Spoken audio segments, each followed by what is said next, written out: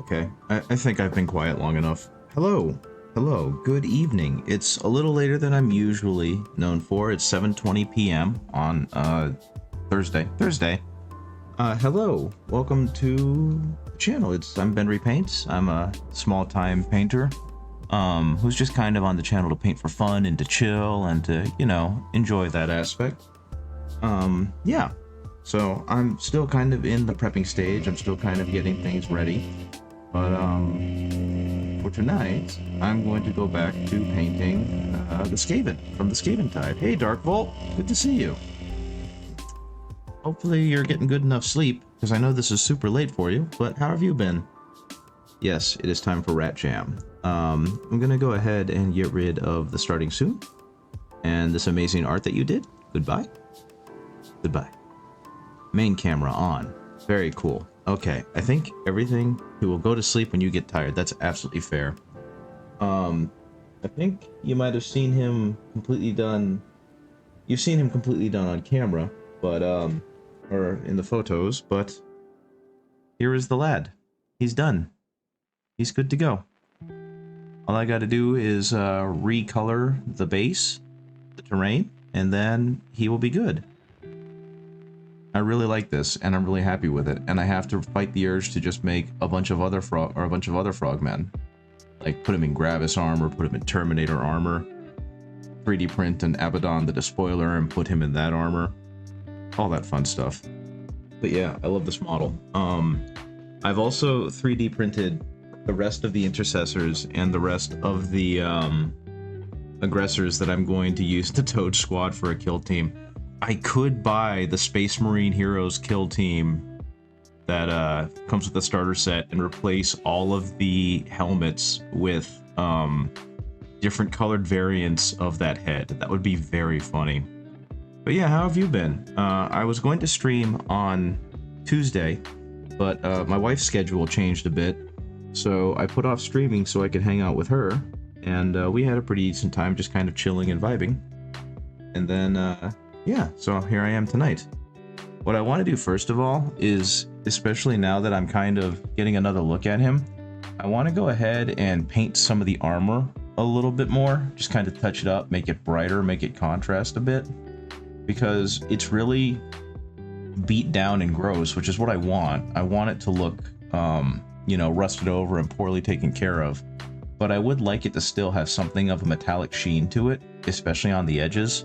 So the first thing I'm going to do is I'm going to work on getting the metal done on the collar and that of the Gnaw Beast, I guess. I'm doing fine, was listening to some RPG discussion over at Splasha, and then building you some Primaris Outriders. I have a set of Primaris Outriders that I have refused to sell. I don't remember anything about putting them together or painting them, because they were a bit too much for my brandy new to Space Marine brain. So I think I got frustrated and just like finished them really quickly and never looked back. So I don't even think they're all the way done. But I kept them because I want to, I don't want to have to rebuild them for one, and I don't want to regret selling them because they are kind of a neat unit. But I don't know, at some point I might go back and completely repaint them. But I'm glad to hear that you're doing okay. Please tell me I didn't just hit the camera. I have the camera set up a little odd today, but that's because I don't have my long cord with me, and I forgot my earbuds, so I'm using an over-the-ear set of headphones, and I'm just trying to make all that work. But yeah, I'm glad things are going well, and I'm glad that you're doing something cool. Are they going to be part of your Ravenwing detachment for your... I think it's Ravenwing, for your Dark Angels, or is this a whole nother project that you're just kind of having fun with? Yeah, at some point I think I'm going to repaint mine. I don't know what as, but I think, oh my gosh, this is so different. I've been using a much shittier brush to speed paint the 3D printed heavy intercessors and whatnot, and I'm not used to having even this fine a tip anymore, because the tip on the Citadel brush I'm using is absolutely garbage because I've beaten it up so much, and it doesn't hold as fine a tip. It doesn't do any of the wonderful things that this one is doing right now. So thank Gord. You're building up your chapter, eventually you'll be at the limit. That's fair. I just saw someone selling like 4,000 points of Chaos Space Marines, so you know, do what makes you happy. At some point I want to rebuild my Imperial Fists up to some stupid number. Right now my goal is actually kind of to pare down, because I realize that I'm not getting joy out of seeing the ones that I do have. So I've been trying to sell some of them, but that hasn't happened yet. And honestly, that's probably for the better, because they're not doing me any harm by existing in a place where I can kind of display them.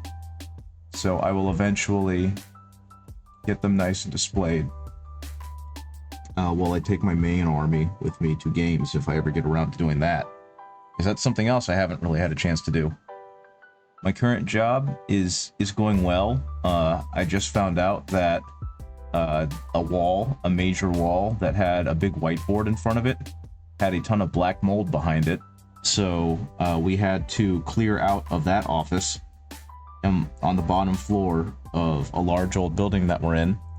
And then we got moved up to a conference room on the 5th floor, which honestly has been real nice, because, not to take away from my boss, but we work a lot better when she's not constantly trying to course correct us. and I'm no longer on an island detached from the group. So I'm getting a chance to learn how to focus better when there's 4 other people around me talking. And I'm getting a chance to get like really direct, immediate answers when I need help in a way that I couldn't with my previous seating arrangement. So it's worked pretty well, and I'm really happy with it. Though the whole finding out there's been black mold behind a whiteboard since before I got there was kind of disappointing and a little sad because, you know, I just got through having some pretty severe respiratory issues, though those were due to stress, and I'd just not like to repeat that if possible. And also, one of our co-workers just had a baby, so we'd like her to not bring back some kind of lung infection to her baby. Hey, Lotus K, how are you doing? How have you been? I was just talking about the black mold we found in our office and how we've been migrated up to the 5th floor of our office building and how it's actually been real nice. And yes, this is Rat. I'm working again on the Claw Lord on Gnaw Beast, I believe he's called. And I'm trying to get used to using a brush with a very fine, precise tip again, because I've been using a beaten up Citadel brush to paint, to like bulk paint a bunch of heavy intercessors and aggressors for my army, because they're just stand-ins until I can eventually buy the real thing again. So I don't really care about them looking super nice. Black mold is going to be fun to try and get rid of. I know, right? I don't know if it's actually black mold. Apparently, another room had a similar issue, and the tests for it came back negative. But we're basically in the new office area until after Thanksgiving, which is perfectly fine by me because, like I was saying, I actually really like it up there. And I feel like because I'm now not isolated from the other 4 tech agents for the service desk, I'm getting a lot of good guidance and tutorial and instruction. So, yeah, I don't know if you know, or if I've talked about it while you've been online, but I was a school teacher for a long time, for over a decade, well, about a decade, and stress-related health issues forced me out of that job because I was lying to my body about how much I actually hated it, and I decided I wanted to get into IT because I've always been interested in computers, but I was always kind of pushed away from them because you need to know a lot of math. You need to be good at math. And I was never good at math, and I hated math as a kid.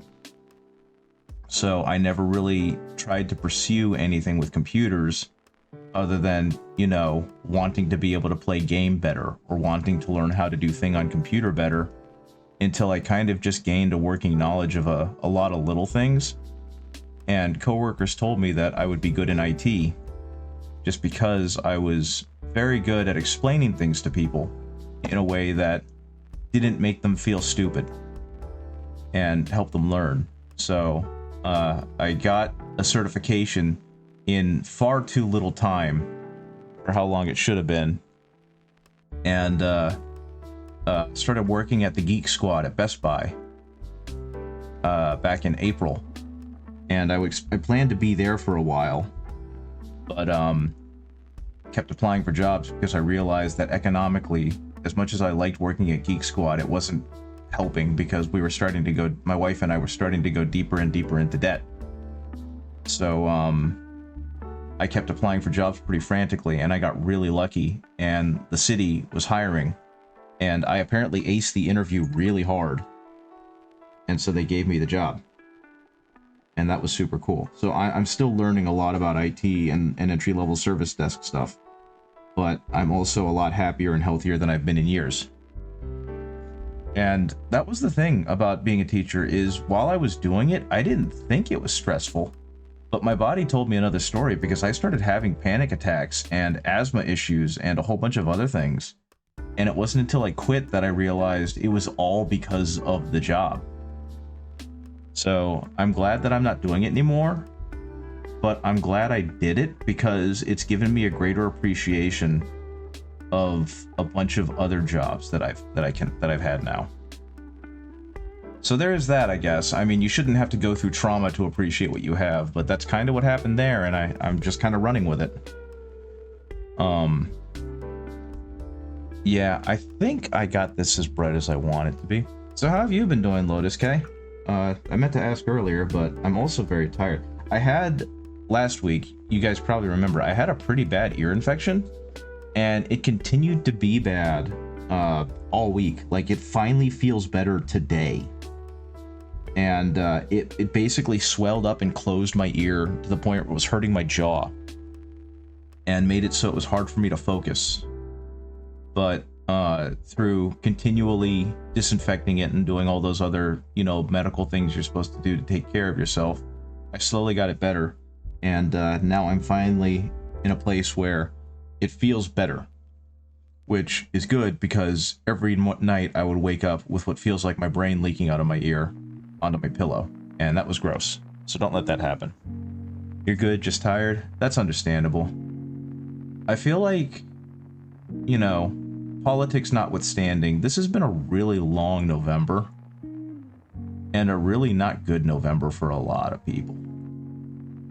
And I'm really sad about that, because I was really hoping that we'd be moving forward instead of backwards. But it just feels like every day is getting more difficult. And I just hope that's not the case. Thank you. I'm glad I'm feeling better too.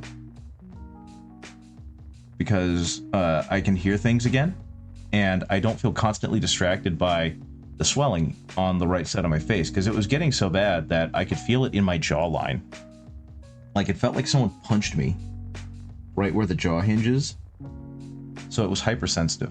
Now, I need to do something with the spear. I think it's going to become obsidian, so I'm basically just going to dry brush the crap out of it to make it go from like gray to a white, so it looks like stone. Oh no, I'm going to do warp stone. That's right, it's going to be a warp stone, so it's going to be like a dark purple, and then I'm going to dry brush increasingly bright greens on it, I think is what's going to happen. But yeah, this lovely guy, I love this model. The more I look at it, and the more I see it kind of come together, the more enamored I am with it, because this is such a good model. Lordy, lordy, lordy.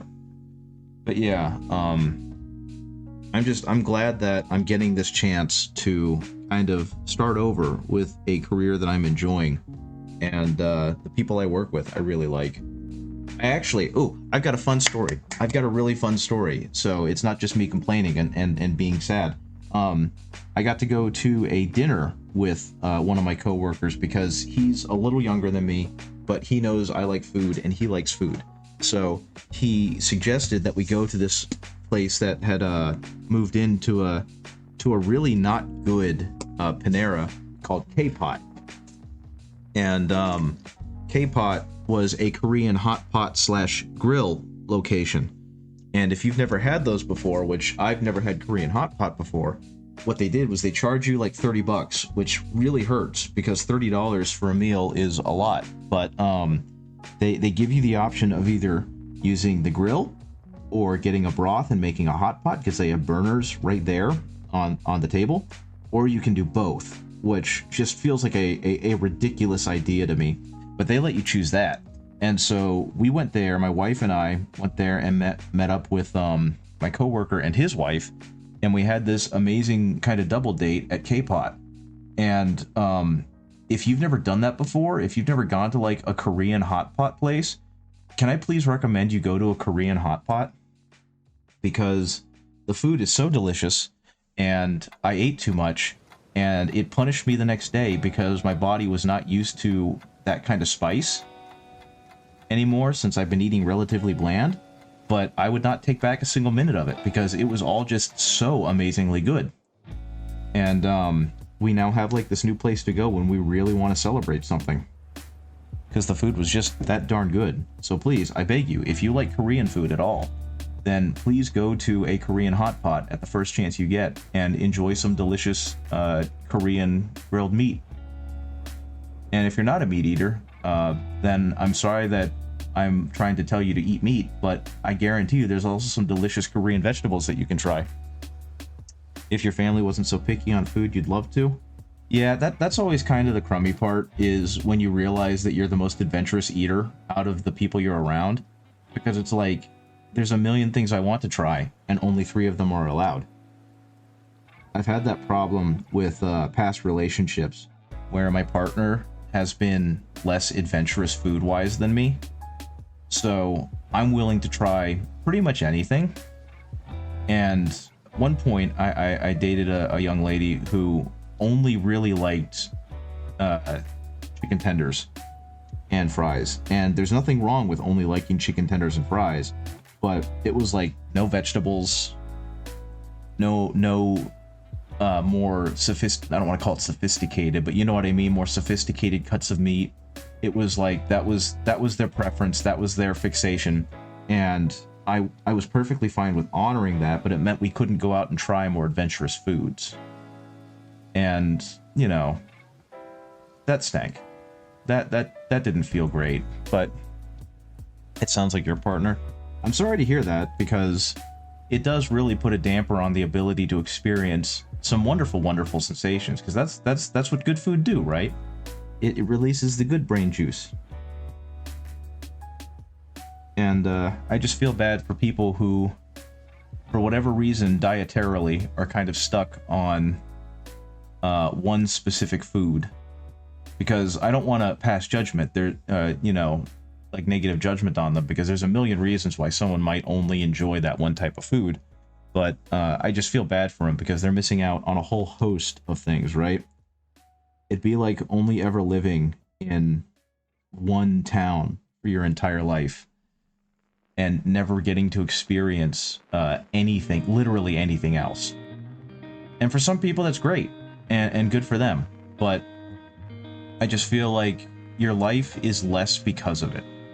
Even if you don't really want to stay in those other places, just like you don't want to stay eating a specific food, the chance to try it feels like an important thing, because you should at least get the opportunity to realize, yeah, no, this isn't for me. So it really stinks for the people that don't get that chance. But yeah, I definitely got that chance. I got a chance to experience Korean hot pot and go, this is definitely for me. I wish I had enough money to go and enough metabolism to go here every day. Because, yeah, it was some good food. Okay, so I went ahead and I used some airbrush flow improver and really thinned it down, but I spread on some more orange over the metal, the armor, to try and make it look even more rusted. But actually, here's a question for you guys. What is a food? It doesn't have to be your favorite, because those questions always put you on the spot, and it's like, oh my gosh, I can't think of a favorite. But what is a food that, if someone were to put it in front of you, no hesitation, you would wolf it down? Like if someone you trusted was just like, I've got a treat for you, we're gonna eat X. What is a food that you would just absolutely zero hesitation be like, yes, shove it in my mouth, I want this food? I think that's a pretty fun question. I also think my ear is not as good as I thought it was. It itches, and it still feels like it's sore. It's just no longer swollen. Because I'm a foodie. I like food. I'm also an indiscriminate foodie. I like all food. I like cheap, crappy food. I like good, high-quality food. I like comfort food. I like food. Puerto Rican food. Oh my goodness.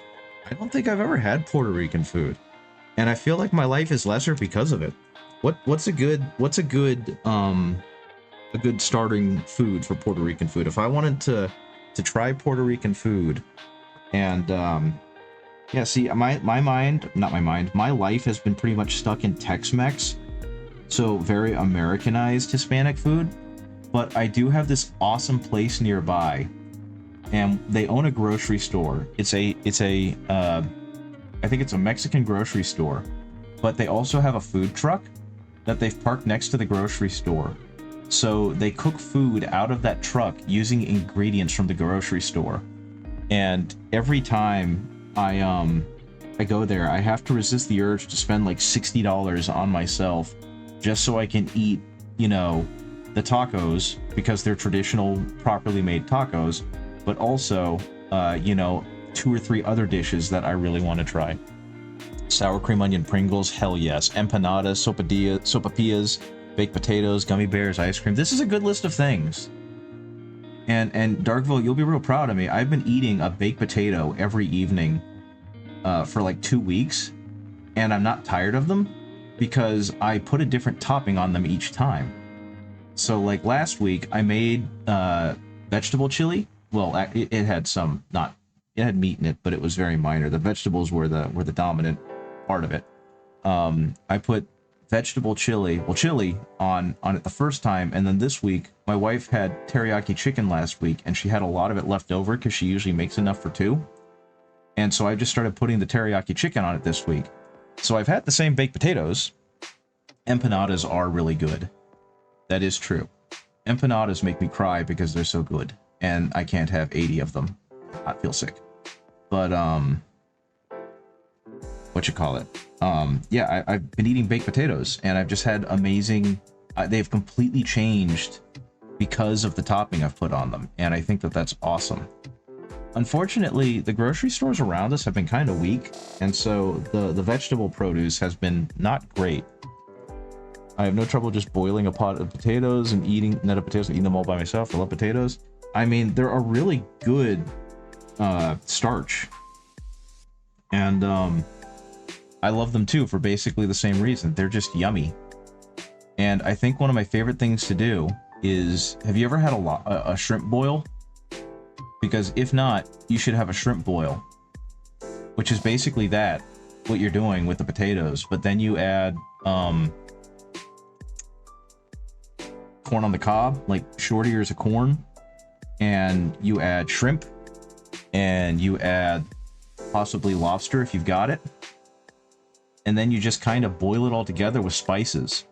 And then after like 10 minutes, you take it all out, and you realize, oh yeah, and you can put andouille sausage in there if you want to, or just kielbasa.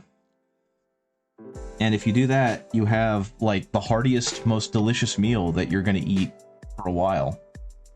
And then you can just be really happy that you've made yourself something tasty and savory and decadent and lovely. I like food. Like, I feel bad talking about it because I don't know if everyone's eaten, but I like food.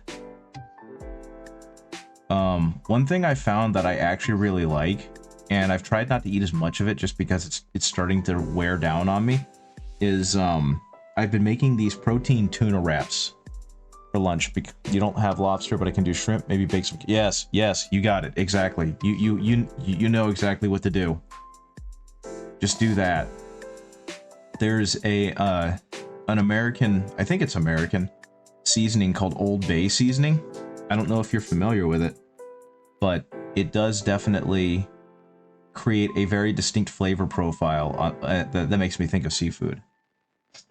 And also, I just figured this would be more interesting to talk about than the fact that I'm painting the Claw Beast and the Gnaw Beast and the Claw Lord's toenails, because that's all I'm really doing.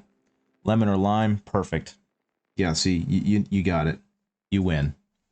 No further questions. Okay.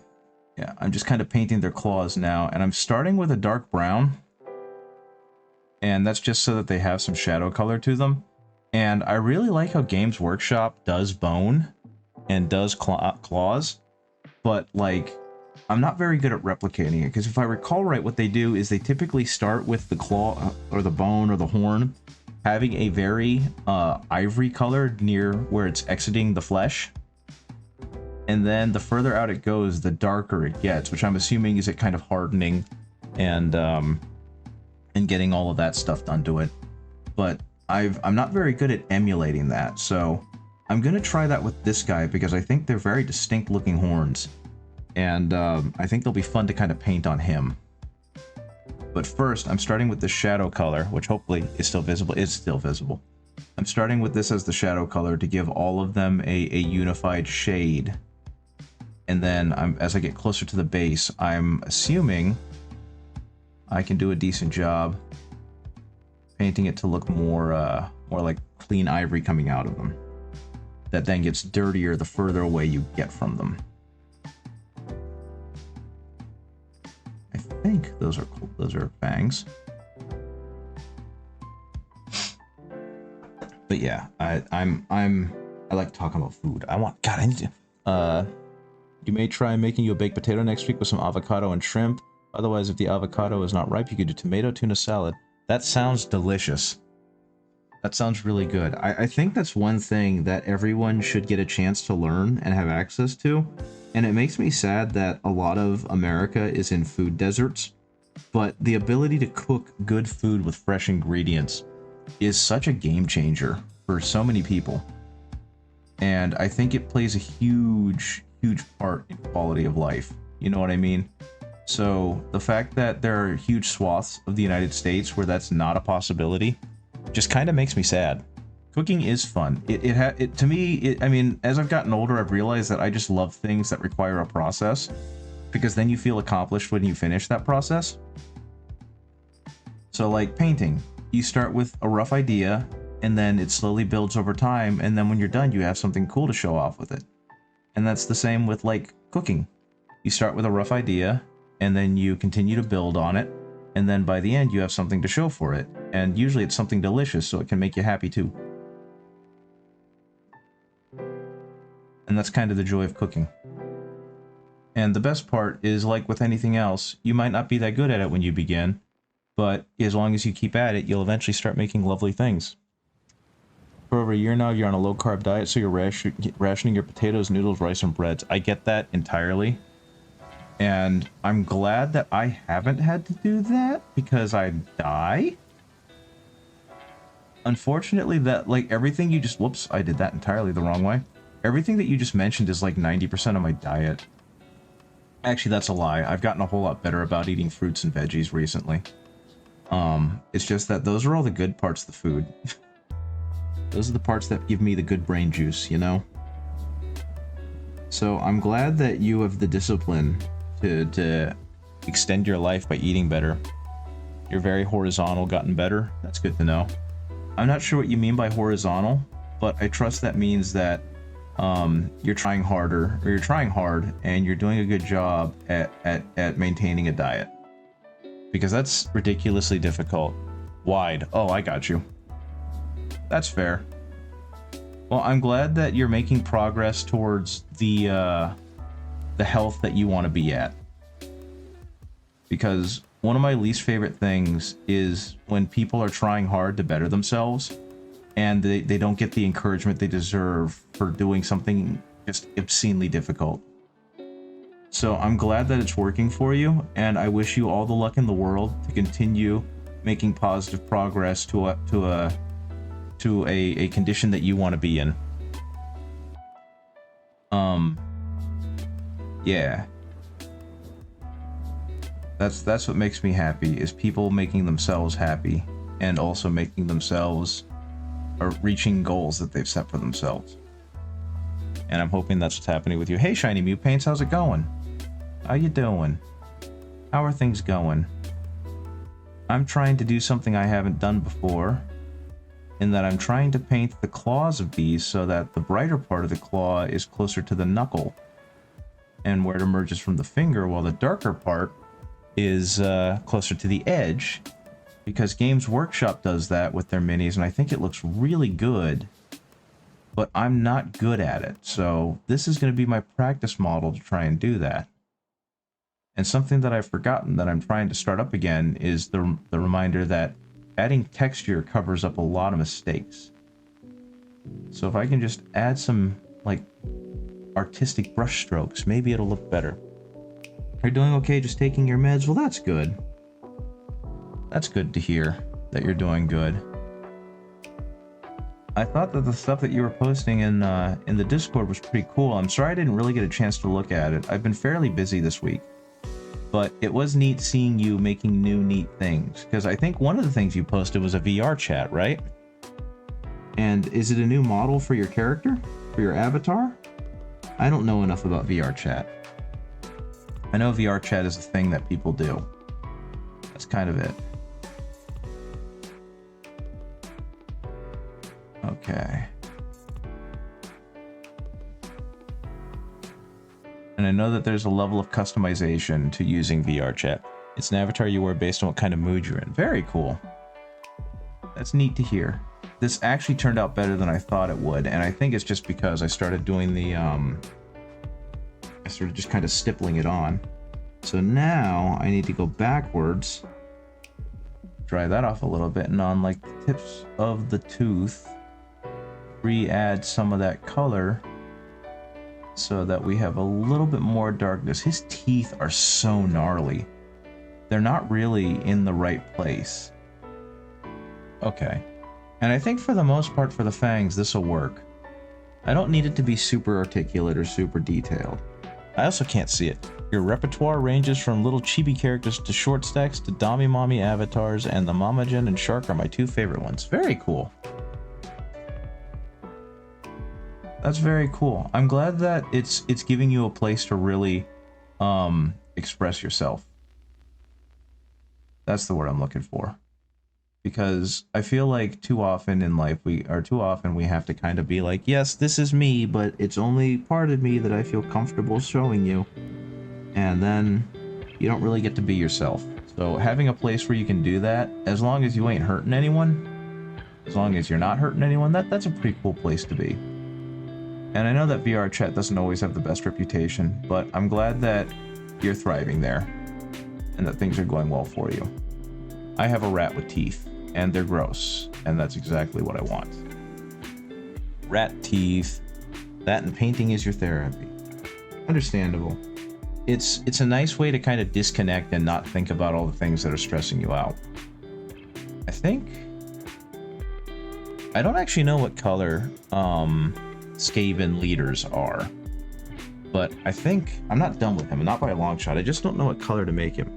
It sounds like, do you see the Stormcast one that I posted? Yeah, I did. I thought the Stormcast looked really damn good. Oh, look at them. Today's progress, still waiting for a third bikes. I missed it. Where'd it go? Black backwing. Very cool. Let's go ahead and show that off to people because it is cool to see. I can't believe you're using a straight up box cutter. That seems dangerous. You're very skilled. Look at them. Look at the lads. Look at the Outriders. I do love the Outrider bikes. I think they're very cool. You're debating on making the shield Cantor blue with a Kaldor blue highlight? I mean, I don't see why not. The dark and the light are really going to contrast against each other in a nice way, so I'd go for it. It's going to look great. And as always, if you don't like it, you can paint over it. That's the beauty of it, right? You're never completely stuck and beholden to the one color that you choose, because there's always a chance to do something different or to change it. Ow. I hit the camera. You're used to the box cutter. It's one of your smaller ones, and I keep it sharp. Very good. Yeah, having it sharp definitely helps, because what is that old chef quote? A sharp knife is what cuts the chef, or a dull knife is what cuts the chef. That's it. Because sharp knives will do what they're supposed to do. Dull knives are the ones that go all squirrely.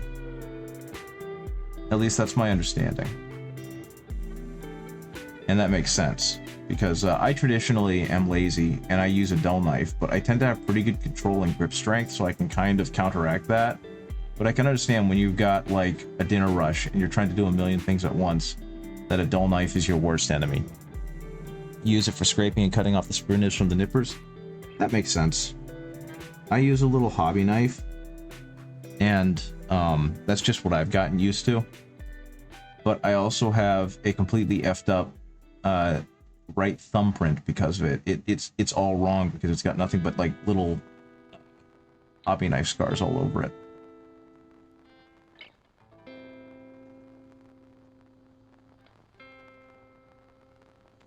So yeah, I've been having ideas, and one of the things that you're probably going to do chainmail and lead belcher and then highlight up with the Runefang silver. That sounds like a smart idea.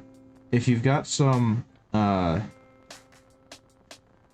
with Agrax Earthshade, you might want to put that in the or wash it over after you do the lead belcher, because that'll really get into the chain links and make them really stand out. Your thumb scars have all healed up. Fair enough. At least you have your fingerprints. Mine were burned off when I was 10. That's unfortunate. I'm sorry to hear that.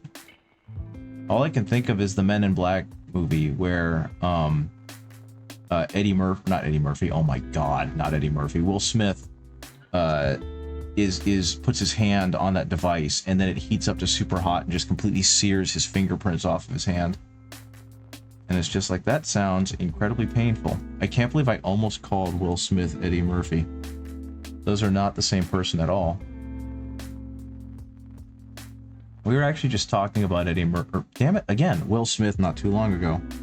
Because of his whole slapping of Chris Rock. And the keep my wife's name out of your goddamn mouth. That whole thing. And it's like, that's an incredibly heated moment. And there's a lot to discuss about it. And there's a lot of opinions to have on it. And it's like, yeah, there are. Heresy. Yes. Comparing Eddie Murphy to Will Smith. Have they ever been in a movie together? I legitimately don't remember. I feel like that's something that probably should have happened, or did happen, and I'm just forgetting about it. I don't know. All I know is that right now, I'm trying to paint up these skulls, and again, since I don't like using shades, what I'm actually doing is using the brown as the shade. And it's just going to kind of go inside the skull, and act as the paint all around it.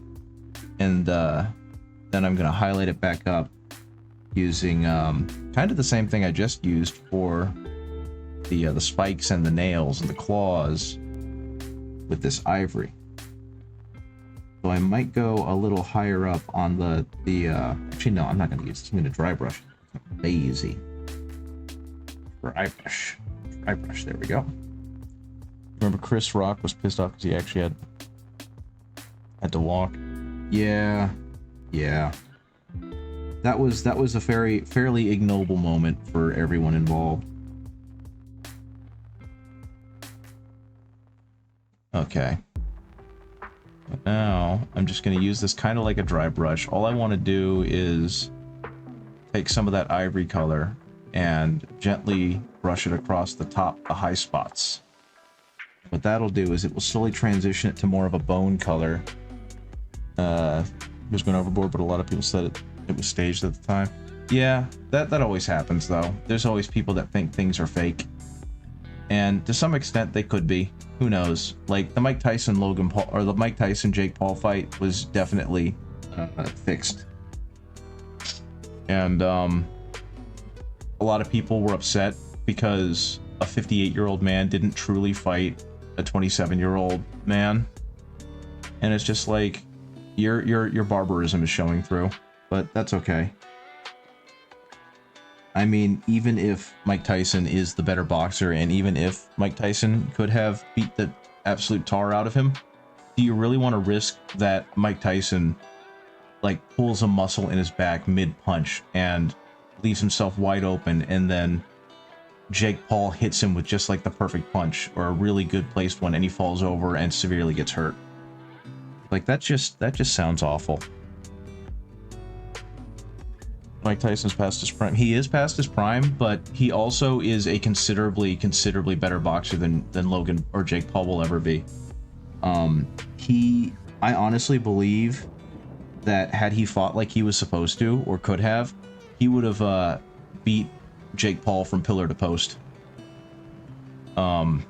Because his movement and his reflexes were still incredibly sharp up until Jake Paul kind of clinched him and told him to calm down, and then suddenly he became very lethargic and didn't do anything. And at first, when I first watched it, I thought that he would, he had gotten hurt, and so he was preserving his energy. But the more I rewatched it, the more I realized, no, he was holding back.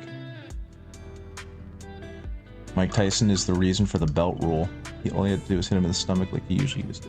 Yeah, no, there was a lot of things he could have done, but didn't do because he wanted to get out there with a payday.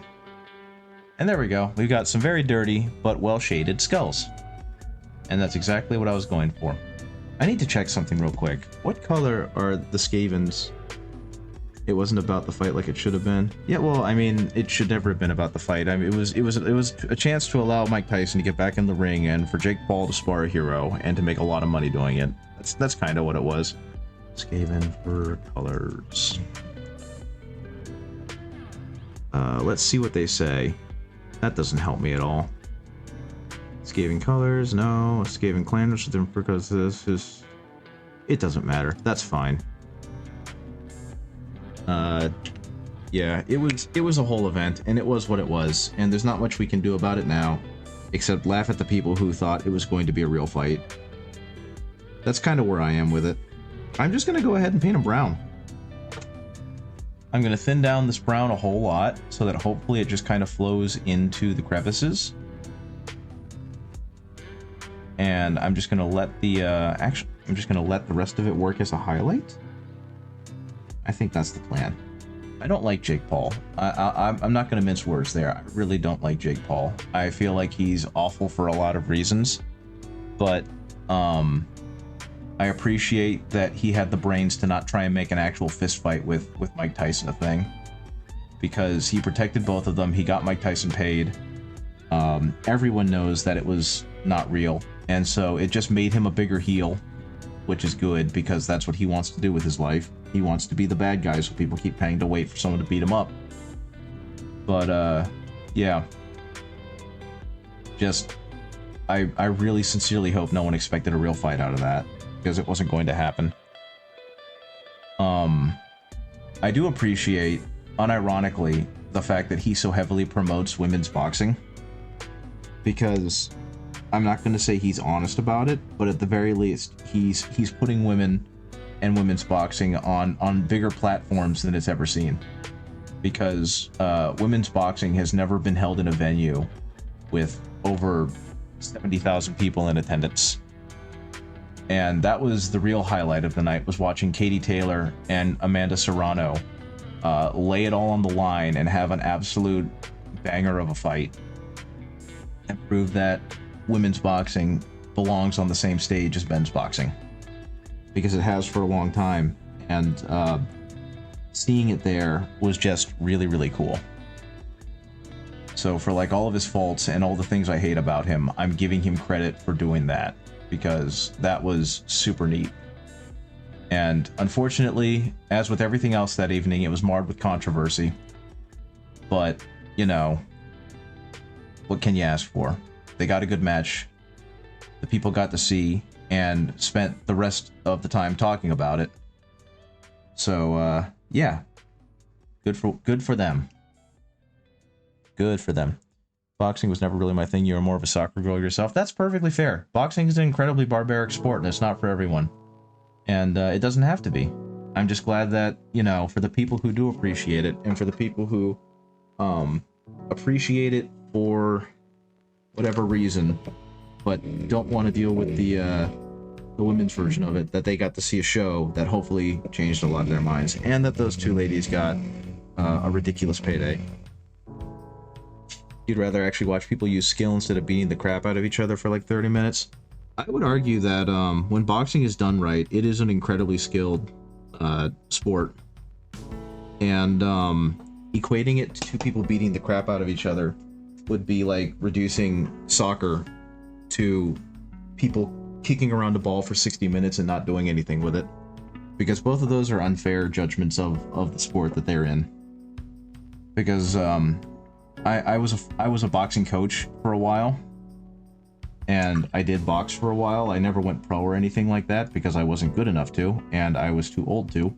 But there is an incredible amount of subtlety and nuance to boxing, and I think that when it's done right, it's an art form. Don't get me wrong, it takes cream, but if you want to buy a brush, I'm not sure what you mean by that, but that's okay. Because there are some incredibly skilled boxers that really show the science of the sport that gets lost by only watching highlight reels.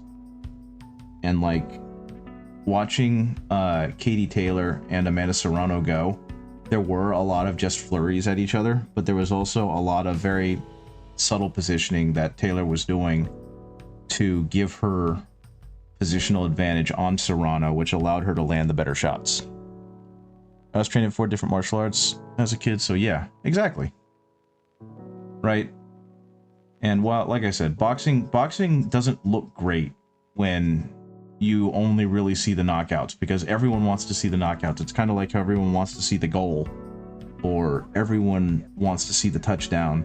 but they're completely disinterested in, you know, the setup.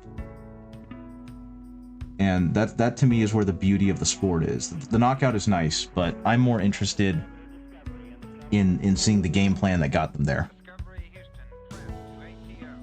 And that's also why I'm not a huge fan of it, but that's also why I enjoy mixed martial arts like MMA. I dislike the fact that they're encouraged to stand up and brawl because their striking is a whole lot less refined than boxing, but I definitely appreciate the wrestling that goes on and the angling that goes on. So yeah, fighting. Jiu-Jitsu, Kung Fu, Muay Thai, Shaolin Kempo, and Krav Maga. Very cool. I did Taekwondo as a wee little tater tot. Yeah, we were always told only use your martial arts if you intend to get away alive. That's generally a good aphorism to follow. Martial arts should never be your first resort. But yeah, I did Taekwondo as a very young kid because Power Rangers was popular when I was young, and so was Chuck Norris. And then I did wrestling in middle school, and I was really bad at it, which was fine because I was a nerdy kid trying to do wrestling. And then I did Tai Chi for a while because I wanted to learn the gentle internal art of Tai Chi, and I was okay at that. And then in college, I did Aikido, which was a really neat martial art for teaching about leverage and grappling, but also not a particularly practical martial art. And then I actually got to do German longsword because a friend was stationed in Germany where he learned it, and he was super interested in teaching people. And I was super interested in learning because I was a history major. Unfortunately, I believe that had he lived another 10 years, he would have probably been in DC on January 6th. Because he was not the most educated individual. He was a wee bit bigoted. And I'm just kind of glad that I didn't have to learn more about him, because I feel like I wouldn't have liked what I learned. But anyway, I did that for a while, and then when I got out of college, I injured my shoulder really badly. And so instead of doing Aikido longer, I picked up Aikido, and instead of doing Aikido longer, I actually switched over to boxing, because I watched Hajime no Ippo in college, and it made me super interested in boxing. And as with everything I do, I got super into it, and I ended up, because being a school teacher made me good at teaching people things, I was encouraged by my coach to get into coaching. So I got certified, and I coached for a little while, and I got to work a couple of corners, and my record currently in terms of people I coached to, and was the primary coach for, is 1-0, because the one person that I really stuck to and trained and coached, he won his only fight. So I am technically an undefeated boxing coach, and I think that that's both silly and cool. Now, I'll also say I'm not that great a coach. I was good enough to help this guy win his one and only fight, but I'm not like some savant or anything. What I am doing, though, is I'm slowly trying to make this tail look increasingly fleshy. And what I did was I think this color is called golden brown, not golden brown. It's some weird color that looks very fleshy, but it's not actually fleshy. It's brown rose, which I think is a weird color combination. And yeah. It's supposed to be kind of fleshy, but at the same time, it's kind of too flushed to be fleshy.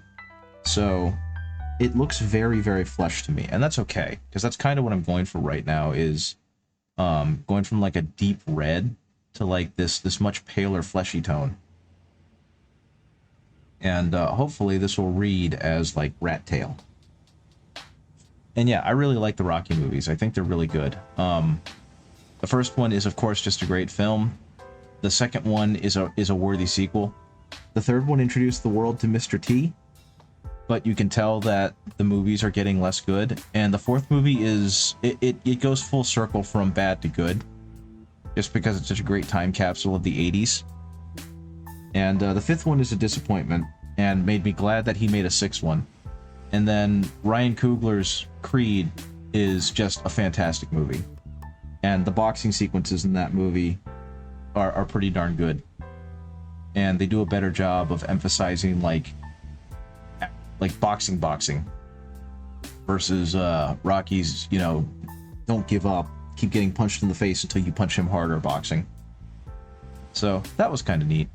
I saw the second one, and I wanted to see the third one, but then it came out that Jonathan Majors was abusive, and so I don't want to support him. Morning, Red, how's it going? I guess it would be morning where you are. I'm just kind of talking about nothing in particular, and at this point I'm talking about boxing because I was talking about the Paul Tyson fight, and then I just started talking about my background in boxing, and how it was something I did for a while. You enjoyed Jason 3000? I'm not sure what that is. Okay. I think this will have to do.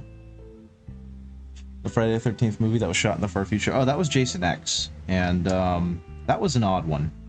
I remember watching it when it came out, at least on the Sci-Fi Channel, because horror movies and slashers and whatnot aren't really my thing.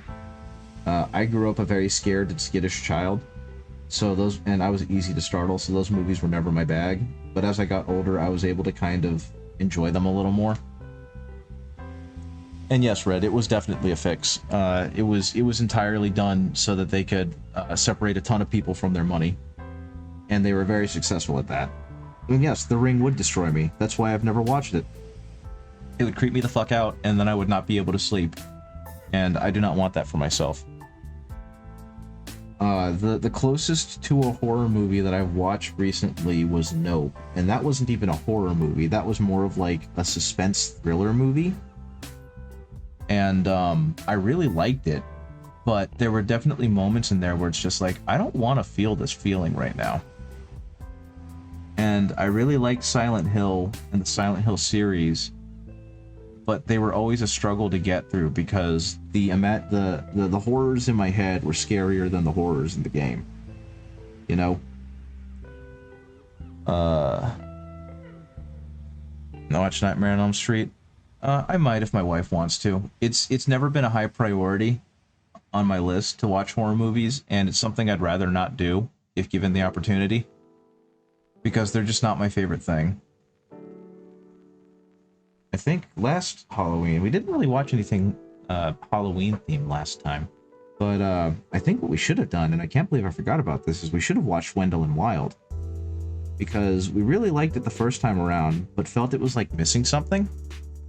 And I think that still holds, because the movie felt really rushed, and it felt like they were trying to cover a bunch of different plot points that all concluded way too rapidly near the end of the movie. And we both kind of felt like it would have made a better series, like a Netflix series, than an hour-and-a-half Netflix movie. And I still kind of feel that way, but we haven't seen the movie since then.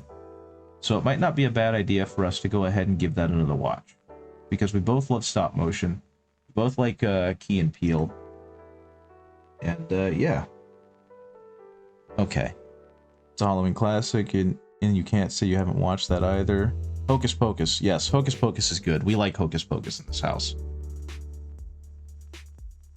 I actually hadn't seen Hocus Pocus until I think last year, or perhaps the year before. I believe we watched it in anticipation for the new one that came out. That was okay for what it was, but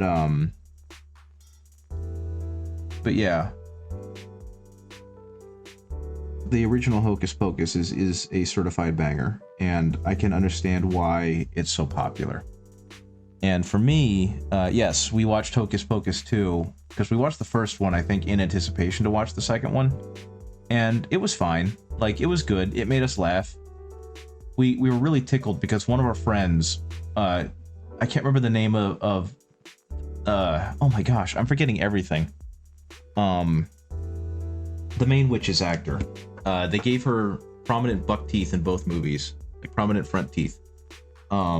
She's a really famous, like, can do everything type actress because Bette Midler, that's it.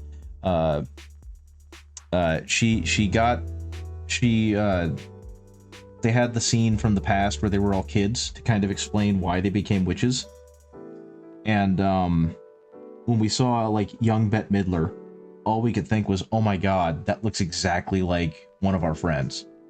And it's because it did. She was the spitting image of one of our friends who has kind of the same round face and the same prominent front teeth.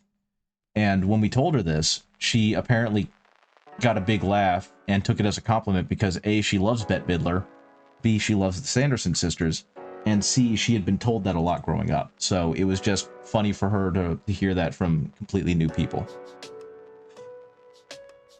Okay, so he's looking more done. I think I want to redo his fur, but I'm going to do that another time. I am slowly kind of working on a lot of these little details because I'll be honest, I still don't have a fully realized plan for him. So I'm just kind of working on things as I see fit. I am not painting his eyes white. They are getting painted red because every one of these need to look like little nightmares. But yeah, going back to what we were talking about, Red, that fight was definitely fixed because Jake Paul was not about to get in there and try and destroy a 58-year-old man, and Mike Tyson was not going to get in there and risk his health when $20 million are on the line, right? I honestly think Tyson could have taken him, especially after watching him for like the first part of the fight. But those two decided that getting paid was more important than putting on a spectacle, and that's their prerogative. You're just working on more dwarfs. Good for you. I read a thing from the Leagues of Votann. A content creator on Blue Sky / Twitter, but mainly Blue Sky, named Hoodguard, posted a clip or an excerpt from one of the books, and it had me in tears because it was just the Votann shitting all over the Imperium and mocking them. And as much as I like the Imperium, I thought it was very funny to watch another far more advanced race just kind of treat them like they're silly. And that made me very happy. So it's like, if this is what their books are going to be like, I think I'm just going to have to buy Votann and make real Votann this time and not meme Votann. Because I had actually a decent amount of Votann, but if you guys remember, or maybe not, I painted them up like Among Us because I realized that without their arms, they legitimately just look like 4K versions of Among Us characters. And while that was very funny, true 40K fans know and make fun of the Imperium. Exactly. And that's kind of what made it great, is it really kind of points at how silly the Imperium actually is. And it just made me laugh. Okay, it looks like we got another alert. What do we got going on here? Oh, we've got some dwarfs. I will get into a fist fight with anyone who doesn't like the Warhammer Fantasy dwarfs because they're so good. They're like 90% facial hair and 10% armor, and I love it. I love it so much. Absolute perfection we have right here. Perfect example. Banner carrier. Look at that guy. Tell me that's not a perfect dwarf. That's an absolutely perfect dwarf. A+. Wonderful. And then we got this guy. He's keeping the rhythm. He's keeping the rhyme. He looks absolutely great. And again, his entire torso is covered by his beard. Sublime dwarf. Thank you so much. Building them probably is a nightmare. They look to be microscopic. And then we've got this dwarf with the crossbow. And again, I love the fact that they've got such, like, good contrast on them. You're doing an amazing job with these. They all look fantastic. Thank you for showing them off. You want it? Speaking of a nightmare, I don't know if you were here for it, but a couple of weeks ago, I painted a goblin that Shiny Mew Paint suggested I painted from Twin Goddess Miniatures. And it's like, it's smaller than my thumb. Like, you see the Claw Lord, he's bigger than my thumb. And the Skaven is like half that size. I think the Goblin was even smaller, but since you're showing like really tiny dwarfs, this is the really tiny Goblin I did. And I'm actually pretty happy with how the volumes came out on their skin. It looks pretty good. So kudos to me for that. But I've been tasked with doing another one, which I will do eventually once I get some more resin. But yeah, I think this one turned out pretty okay. I also like how the non-metallic metal turned out on the weapon. So yeah, it gave me more confidence that I can potentially paint dwarfs. Yes. Well, it looked like you gave me one file because that was the only one I checked out. It was the Necromancer one. So I'll have to look at that at some point. I've got a bunch of other things in the list too, but that when I get more resin, that's going to be the first thing I print. And Darkbolt, you said Warhammer iconified dwarves and orcs for me, and Warcraft iconified elves and goblins. Yeah, that sounds about right. I think that's a pretty good breakdown of how both of those worked. Now, there's a whole bunch of fleshy bits on this guy, and I don't know how I want to paint the fleshy bits. I think what I'm going to do is I'm going to start with the rose brown that I had. The brown rose, and I'm going to thin it down a whole lot. And we're going to say happy holidays, by the way. Thank you. Yeah, they're about as happy as they can be right now, I guess. I'm going to be working at Best Buy on Black Friday, kind of as a test to myself to see if I can do it. So we'll see how that goes. And then after that, I'm kind of quitting. I don't want to work at Best Buy anymore, which sucks because I love the people there. And the job itself is fine, but I'm just consistently... I think you did show me the other dwarfs. I think you did. You showed me a whole ton of them, and they were all lovely. Oh, I don't think... Oh, no, that's not supposed to be. But yeah, I'm getting so tired, just physically tired from working at Best Buy. I don't think I can do it anymore. So this weekend, I'm actually going to go in, and if I see the manager, I'm going to be like, look, I love working here. I really appreciate what you've got going on here, but I just can't do it. And so I'm giving my 2 weeks. And so yeah, I'm not looking forward to that conversation because I feel like I'm leaving them in the lurch a bit because they're already understaffed. And with the holidays coming up, I feel like they probably want all capable hands on deck. But I also have this other issue in that none of that is my problem. They shouldn't really have set up a situation where losing me would cause them a whole lot of stress and ire. But also, what I found out is that because I am a part-timer, they never fully put me as full-time. They haven't been able to hire more people and fill more positions because I'm technically taking up a slot. So once again, that sounds like a them problem. Because I was talking to one of my coworkers and I was asking like, why don't we hire more people? And he said like, no offense to you because you're awesome and we like having you here, but it's because you're a part-timer and we have mainly part-timers. And it was just like, oh, okay, I get it. He's not specifically calling me out. He's criticizing the business decisions of the manager of the store, you know? So there is definitely that, and I hope it works out for him, but once Black Friday hits and the shopping slows down a bit, they're going to have the problem of finding new staff, because I'm not going to be working there anymore. So my plan right now, like I was saying, is I want to get this to kind of like a fleshy color, which you can see I'm kind of doing, but the goal isn't necessarily to leave it like this. I'm actually going to try and paint it down with some red to make it look weepy and angry. And then I'm going to start adding some green to it, because I think green is the next step in that process. But I want to have the exposed flesh looking exposed and fleshy. Okay, I heard a beep boop. I thought I heard a beep boop. I did hear a beep boop. It was my wife's beep boop.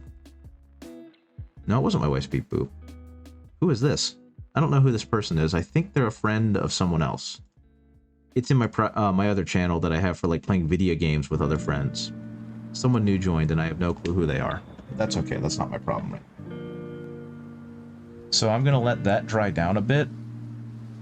I've got to figure out a way to differentiate metallic bits a little more from the fur bits. And I think what's gonna have to happen is I'm gonna have to go over with a lighter color at the edges to really emphasize that these are the borders of the metal collar. Because right now it's all kind of blending together, and that's not actually what I want. I want the metal to stand out. But unfortunately, the metal, like everything else, is diseased, so it's all kind of just becoming the same thing. And so I think I'm going to have to start doing stuff like this to really show that, you know, there's a distinct metal collar that's around this Gnaw Beast's neck.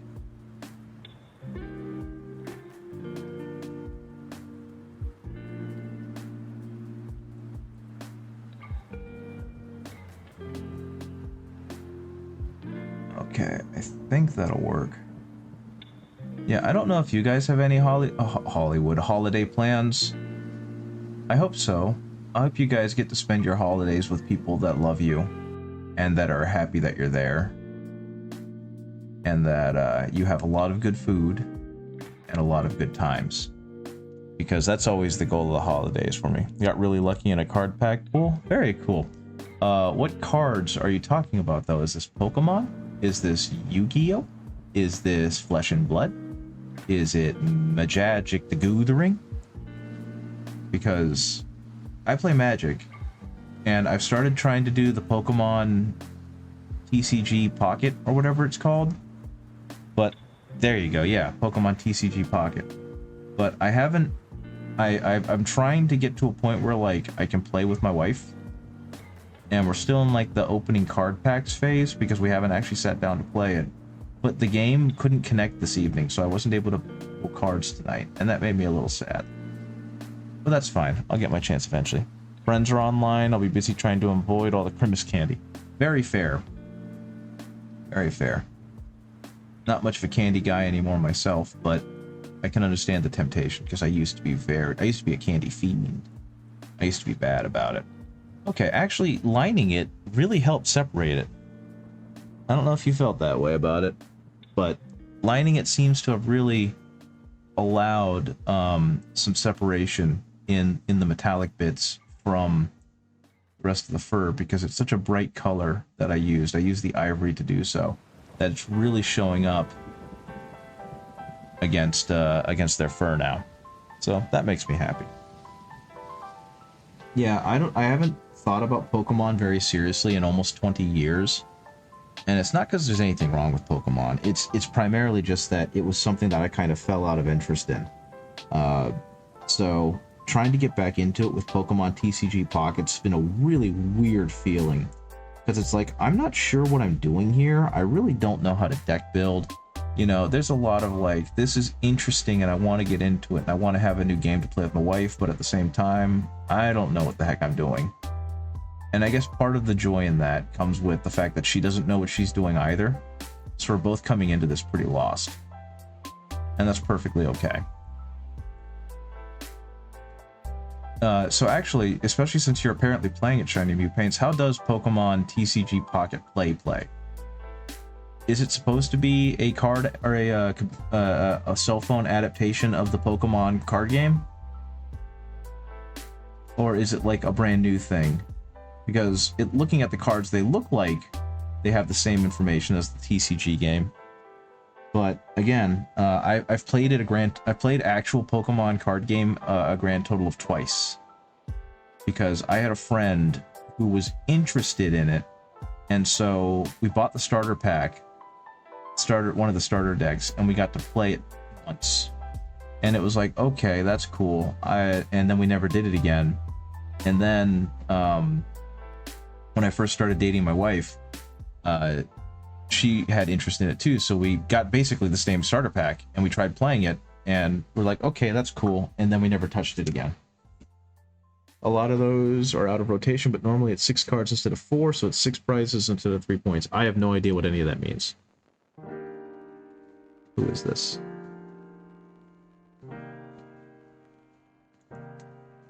Yeah, I have no idea. I don't remember how Pokemon works to know what you're talking about. I apologize. Okay, so Now he's got these really angry red sores that I'm going to tone down a lot.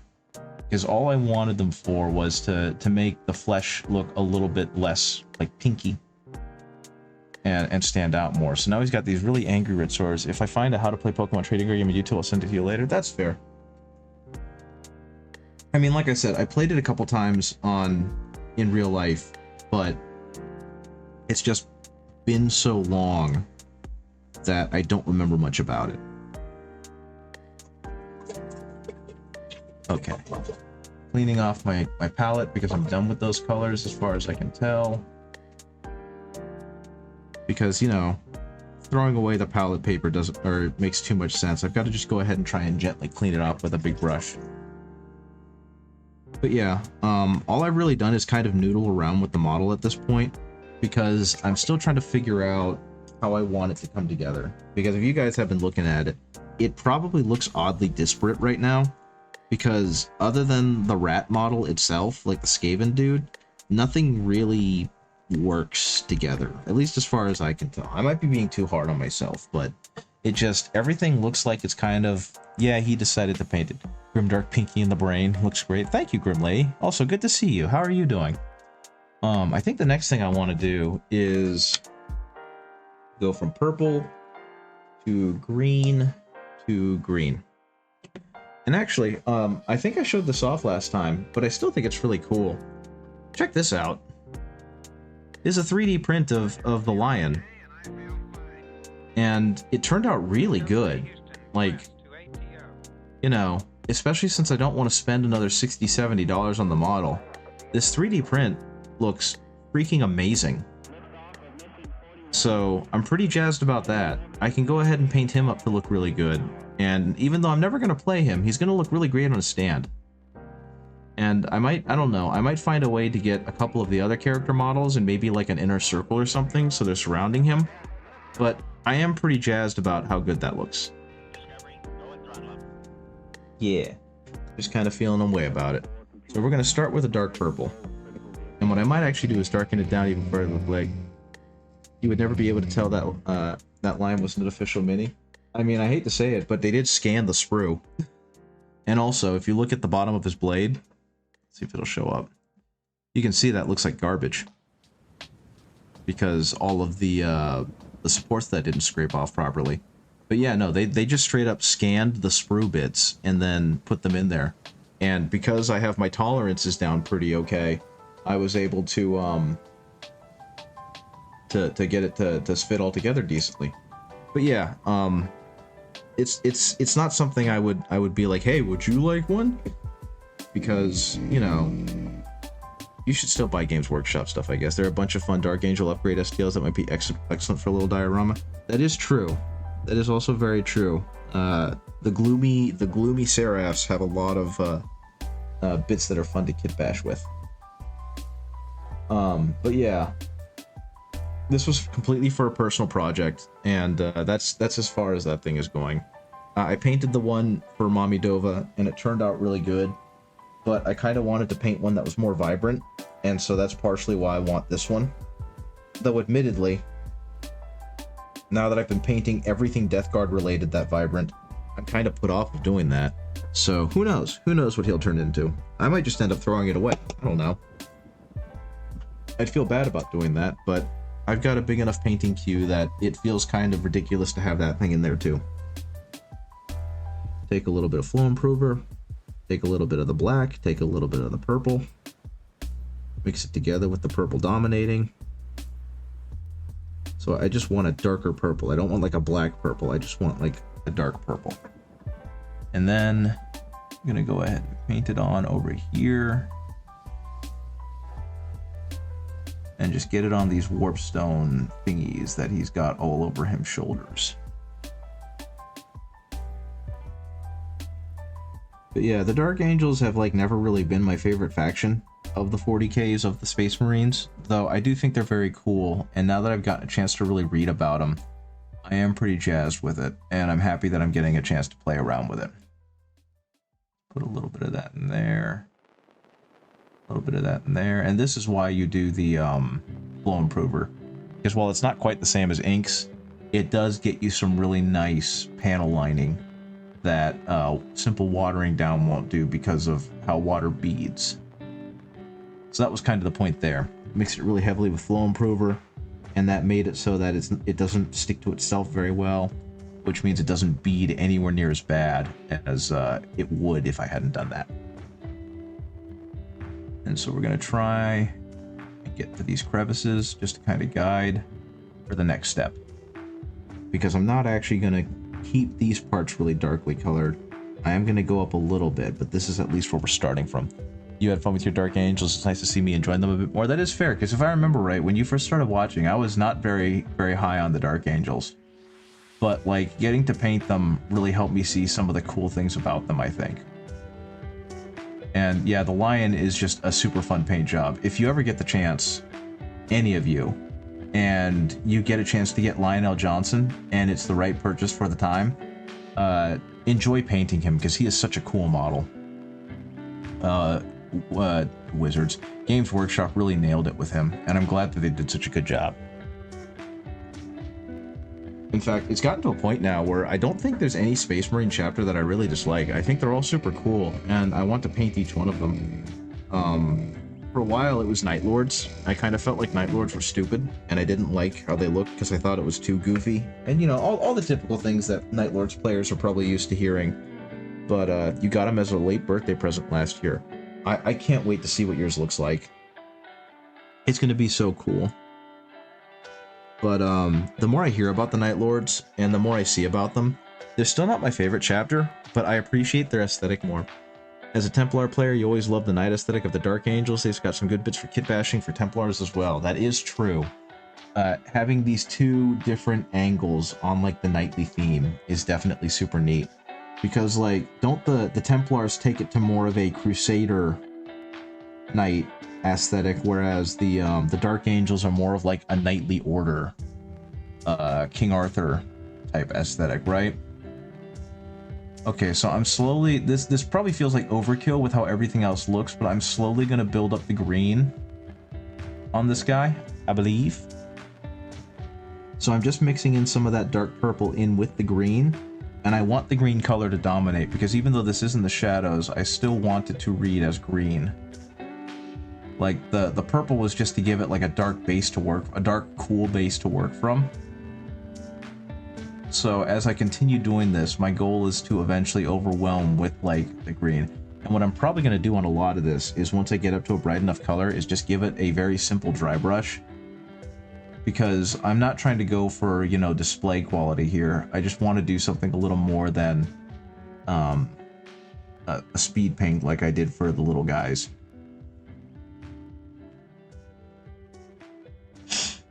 You want to assume I'm waiting until I get a little more comfortable with my skill again. I'm basically painting my older models as a warm-up because I feel I'm beyond my peak. That's absolutely fair.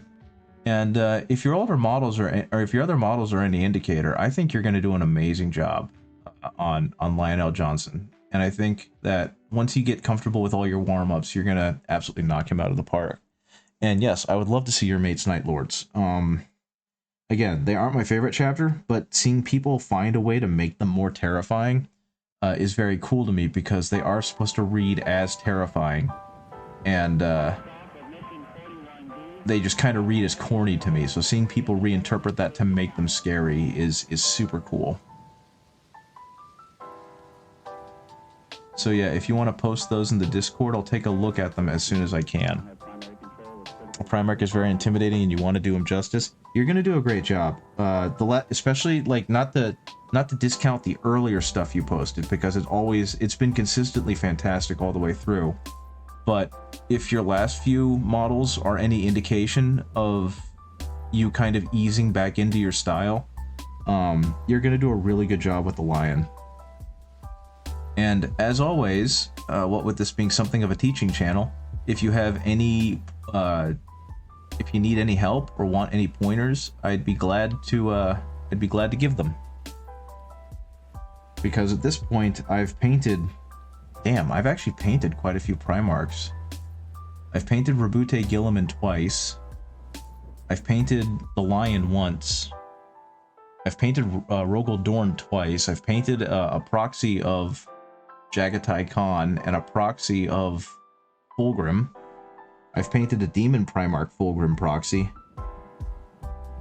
I've painted Horus.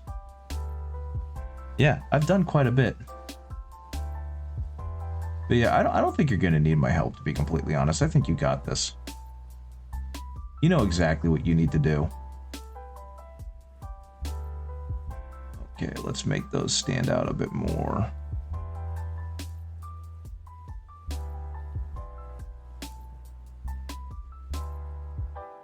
Like, you have forgotten more about the Dark Angels than I will ever know, and I think that's super neato.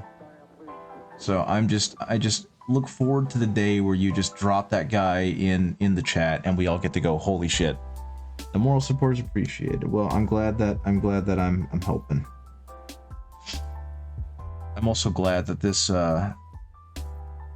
mixture is looking worse by the minute, and I mean that unironically. I want this glow to look sickly and awful and just everything to look bad. I want it to look unhealthy, and so far it seems to be doing that.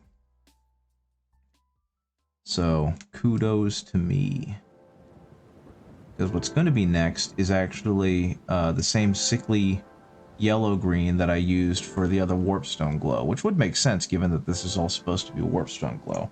But what I think I'm actually going to do with this is I'm going to pivot a bit, and I'm actually going to get sloppy. So I think what's going to happen here... Actually, do I have... Yeah, I can just use this guy. I'm going to use this shitty little brush. I'm going to go ahead and actually start dry brushing just a little bit to act as like the edges of this Warpstone glow. So I'm just going to take this. I've wiped it down so that it's only just a smidgen of this green. As you can see, it's just kind of creating a sickly green, which is exactly what I want. And I'm just going to go ahead and rotate it a bit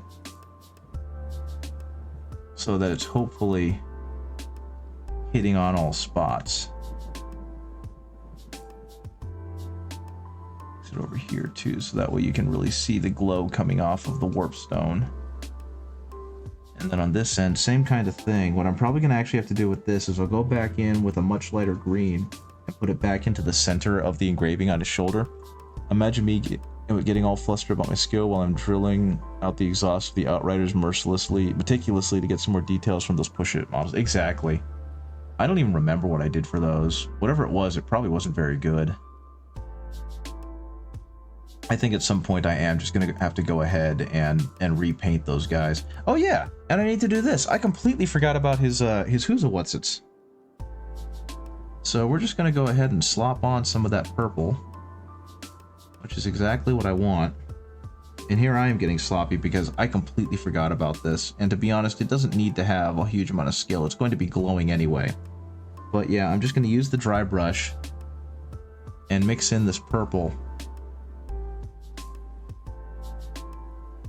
into here. And then once I get that on there and it dries a little bit, I'll come back to it and I'll start hitting it with the green again. But yeah, the push fit models, while they are incredibly detailed, they're also incredibly not detailed in the weirdest spots. And that's always kind of caught me off guard when it came to Warhammer's push fit models. Okay, so the next thing is, now that I've got it mostly coated in green, I'm going to add this golden olive because it makes for a very bright, almost yellow-green green. Actually, let me see. Where are my... I'm curious now. My Outriders are somewhere. Up in there. Oh, there they are. They're in the very back. Do I still have that terrible coffee ground basing on it? I think I do. So, when I first started getting into this, one of my friends was really big on trying to save money. And the way he did so, one of the things he suggested was using ground coffee as the base. And I didn't think to grind it further, so it's really chunky. But like these, if you guys want to see an example of progress in someone's painting skills, here's an example of an Outrider that I did. And you can see, first of all, the dirt looks disgusting because it's literally just ground coffee. And I think don't remember if I airbrushed this, guys. I think I might have redone these once. They kind of look like it. But you can see this is nothing super impressive. It's just kind of a dude. And he looks okay, but he's just kind of a dude. There's so much more that I could do with him now that I know better. So yeah, there he is. I probably am going to redo him now that I know better. Now that I'm looking at him, it's like, yeah, you're fine. But yeah, I think I airbrushed these. I think I went back over with the airbrush to try and make them look better. Show the pipes. I did tiny little pin drills, which I probably should make a lot bigger because, you know, they're exhaust pipes, so it looks weird that they're that tiny. I also got the barrels, but you can see the left barrel. In your opinion, is it worth trying over Sterling Mud technical paint? Sterling Mud is really good. I like Sterling Mud a lot. If I had stuck with Games Workshop technical paints, I would continue using Sterling Mud. Yeah, drilled those barrels poorly. Now that I have a WoW stick, I could probably redo this. But yeah, I think I'm going to go ahead and completely redo these models because they're fine. There's nothing terrible about them. But I just know that I could do so much better. You drill a pilot hole with a 1mm and then you do a final with a 2. That's something I can do. I don't actually know the millimeters on them. Oh, wow. I will say, that face turned out really good. I don't know how. I don't remember what I did. But honestly, that's a pretty darn good looking face. Can't find them painted, but found 2 she's doing at the minute and showcase. Very cool. I'll go ahead and take a look at it. Give me a second. Let me put these guys away. I now have another thing to paint. I have more things in the queue to paint now. Not sure if this is a good thing. You know what is a good thing though? Baby. This baby's a good thing. Look at that baby.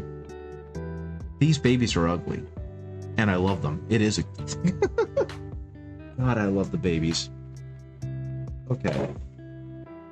I love the cherubs. I think they're horrifying in all the right ways. Okay. I'm gonna put that in. Let's go ahead and look at some Kit Bash Night Lords. I'm excited to see this. Oh my goodness, what the hell is that thing? Holy shit. That's wild. What am I looking at? Oh, that is a Night Lord. Man, the green stuff work on that is fantastic. You don't like them? I want to proxy them with Watchers of the Dark. Yeah, they're not for everyone. I love the cherubs, but look at this though. That looks amazing. See, green stuff is something that I want to start using, and I went ahead. I was going to buy the Kill Team starter set that has all of those great heroes models, and I still want it, but I realized that that was going to be an issue money-wise. I don't have a lot of money to spend, so she's only been doing it for 2 years. That's amazing. Good on her.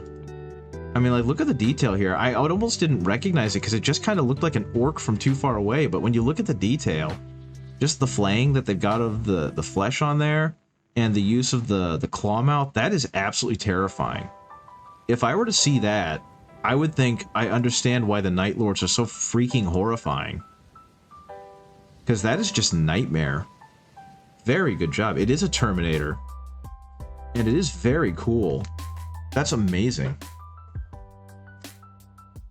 But I went ahead and bought myself another Terminator captain from Leviathan as kind of a treat to myself. And I've decided I'm going to kit bash him as Darnath Lysander. Because the Captain Lysander mini is way too tiny. And while it is a pretty darn good mini, it's just so small that it's almost like I don't want to use it, you know? Yeah, you should tell your friend that a bunch of people on the internet think they did an amazing job. Because they did do an amazing job. That's freaking awesome. So I'm gonna try and experiment with some green stuff, and I'm gonna try and do a Captain Lysander kit bash by adding some more Imperial Fist iconography. Every time I see her work, I feel like binning all of mine. Well, that's not fair. If anything, you should feel inspired to try and do more of your cool stuff, right? Because you have cool stuff. I don't know. I used to be very down on myself whenever I'd compare, like, oh man, I should be I've only this person's only been doing this for X amount of years. Why am I not as good as them? And now it's just like, oh, they definitely have a different approach than me. How can I implement that into my approach? So I understand the sentiment, but I hope that it inspires you more than discourages you, you know? And I get the feeling that's actually the case. You're just being super kind to them. And I agree, because it's just like, wow, they have definitely come a really long way and done a lot of amazing things in 2 years. Okay, let's get some more of the darker color, because I almost forgot about the spear again. Yeah, she's only been doing it for 2 years. You've been doing it since you were 19. You're 46 now. I mean, that's fair. And you got, I mean, when you started though, the level of resources and the accessibility of resources was not the same, right? Because that was 25 years ago, and 25 years ago was 1999, and stuff was not as easy to find and share in 1999. So, you know, it is what it is. You know, like Zumakito Miniatures is a great, or not Zumakito Miniatures, oh my god, I forgot his name. There's another great miniature painter that is painting just these absolutely stunningly detailed, amazing models. And I was like, oh my gosh, I wonder how long they've been doing this, because they're so good. Progress in Tools, very cool. More Outriders, more Raven Wing. And it's just like, man, I hope to someday be as good as this person. And then I found out that they basically started the same time I did. And it's just like, how are they so much better than me in the nearly same amount of time? Look at these guys. The Raven Wing thing is really cool. I definitely dig that as part of the bike and as part of the aesthetic. It kind of reminds me of like the Winged Hussars from Poland. And even though their reputation kind of outshines their performance or their actual capabilities in combat, it's still a very cool, like almost mythical story about a very cool set of people. Okay, right there. Very, very neat. What was their name? One moment, I gotta look this up now. You guys keep making me want to run off and find things, and there's nothing wrong with that, but it means I'm getting a whole lot less done. What was their name? I really hate the fact that they don't. Mavericks Paint. Mavericks Paint is the name. He's been painting, he started painting around the same time I did during the pandemic, but he is so much better a painter than I am. And so it's just like, how did you get so good? How are you so amazing? And I actually know the answer for him. It's because it's all he's been able to do. He suffered a very bad back injury, and basically just really started getting into miniature painting as a way to kind of deal with that. And so it's been both his therapy and kind of, you know, his main hobby, and one of the only things he can do since he's has this physical disability. But at the same time, it's like, I wish I could paint as well as you. I wanted to rate for a real Raven kit for GW for front plate wings, but seeing as they clipped the Blood Angel sanguinary guard wings, I don't think they ever will. That's fair. That, and to be completely honest, it just means that your Raven wing is going to have a very diverse appearance, right? Because if they ever do release it, then cool. Now you've got new models with the official GW Raven wing stuff. And you also have models with less official GW Raven wing stuff. It's still all good, right? I think that's how it works. Okay, and so all I'm doing right now is taking that very bright lime yellow and kind of gently using it to only hit the high points. And I mean, you can probably tell because it's flicking the spear around a little bit, but this is purely to make it look like it's pulsating the highest at the top of the spear. And I think the next thing I want to do is add some ice yellow to this to preserve the green in it, because that's what that should do, I would assume. And that's what's going to make it look great.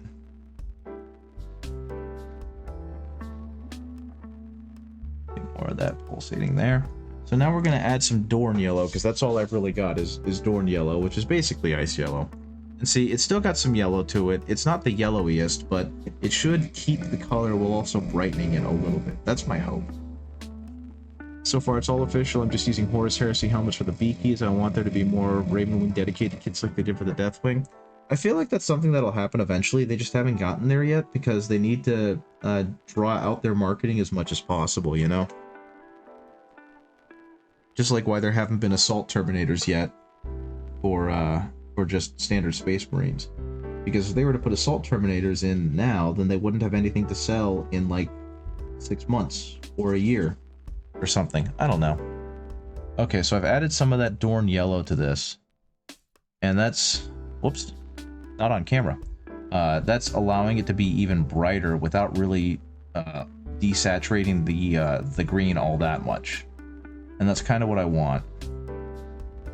I want the highlights to this to be super friggin' bright and really stand out. But at the same time, I don't want it to wash out the initial green. And so there we go. Now he's got some really good greens, like one single Raven back for the back beam. For a 3 back, yeah. I don't know. I understand exactly where you're coming from and why it's frustrating. And the only thing I can really think of is that, you know, it costs them a lot of money to get the molds made and all that shit. And so they gotta really drag it out and sell the hype as best they can. So yeah, that was a real quick and easy blade. And I guess I'm just gonna have to remember all of those steps for when I do the base. But yeah, that's how this guy's turning out. And I'm definitely liking it more now that I've done more of the model.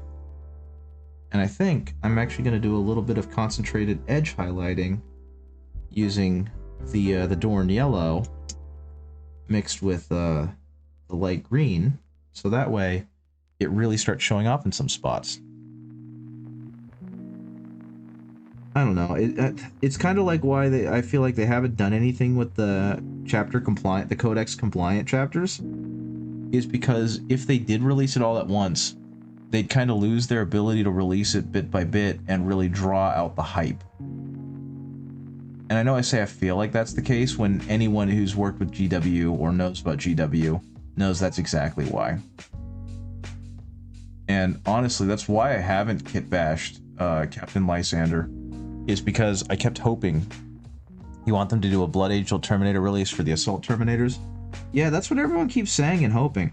I get the feeling what they're going to do is they're going to re-release Space Hulk. And when they do that, that's when they're going to create like the Blood Angel Terminator stuff. That's my belief. I have no idea how true it is. That's not based on any rumors. Volrak hasn't said anything about it. I just feel like that's what's going to happen. Because Space Hulk is so well loved. And it's been long enough that it feels like the right time to release Space Hulk is around that time. You know? I've never gotten to play Space Hulk. I got into the hobby way too late and Space Hulk was already gone. But I don't think I've ever heard anyone talk badly about Space Hulk, and they normally have the reaction that you just had. Where it's like, Space Hulk, let's go! Because everyone seems to love it. And I know that, Games Workshop has the weird issue where like half of their board games are super half-assed and not good, and the other half are like the best thing you'll ever play.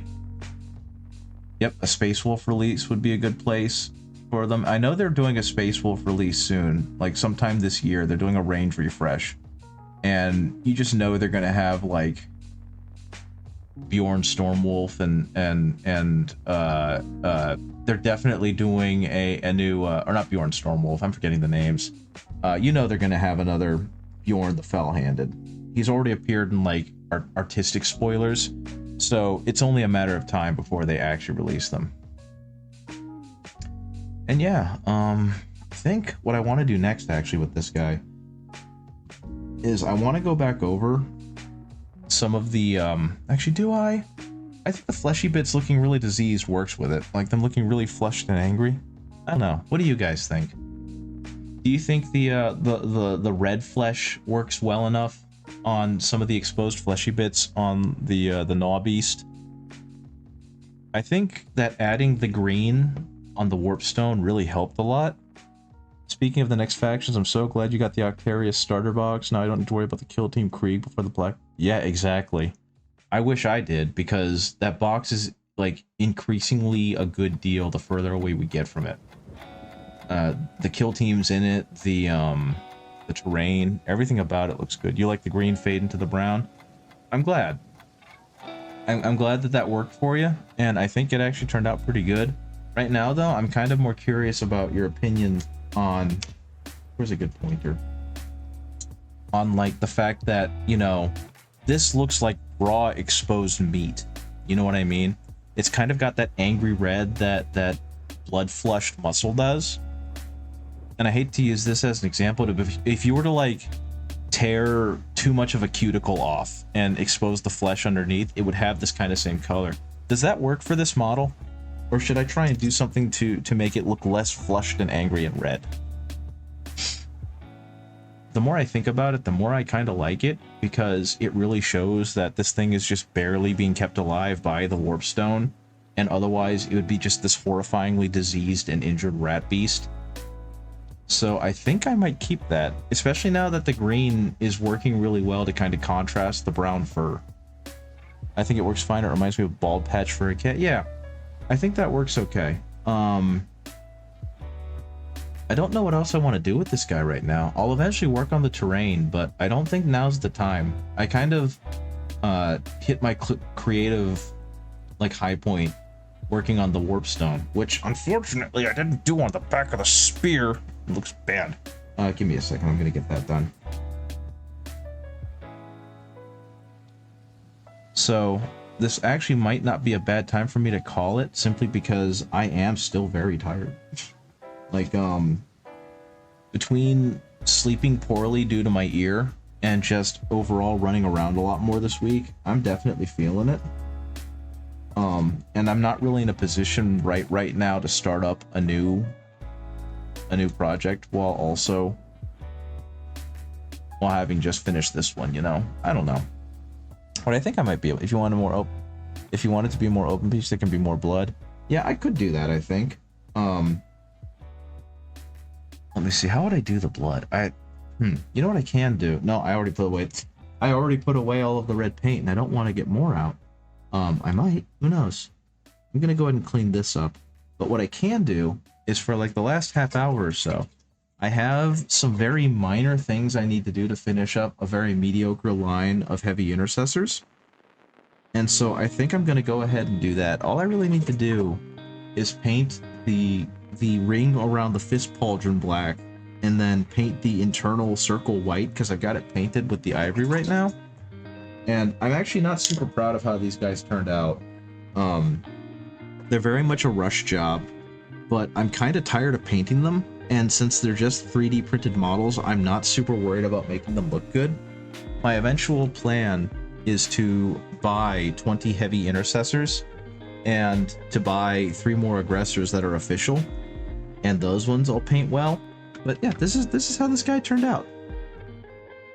Honestly, I think he's turned out pretty good, considering I did a really quick rush job of speed painting on the fur, and everything else kind of looks pretty okay. And he looks appropriately dirty. I think that's the thing that makes me happiest, is that he looks appropriately disgusting for a Clan Pestilence rat, and that's pretty okay.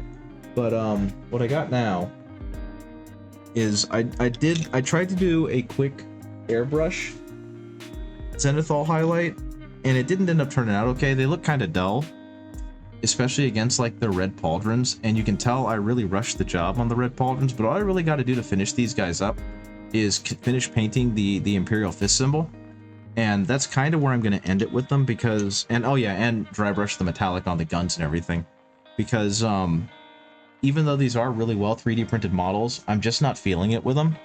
So I just kind of want to get them to a point where I can play them on the table, and eventually I'll buy some actual ones, and then those are the ones I'll make look nice. So I think that's what I'm going to do. I'm going to get the white paint and the black paint, and we're just going to go ahead and do some precision painting. We'll try to. I don't know. We'll see. But at this point, I'm just looking for a small cleanup job before I finish for the evening. You can always touch them up after playing with them on the table. That is true. Unfortunately, I think with the criticisms I have for the job, I'm going to have to completely repaint them like I've done with, like, poor Garadon. But my thing is, in general, is just that the especially now that I've gotten to play a little more and paint a little more. I don't really like the 3D prints I have of the heavy intercessors.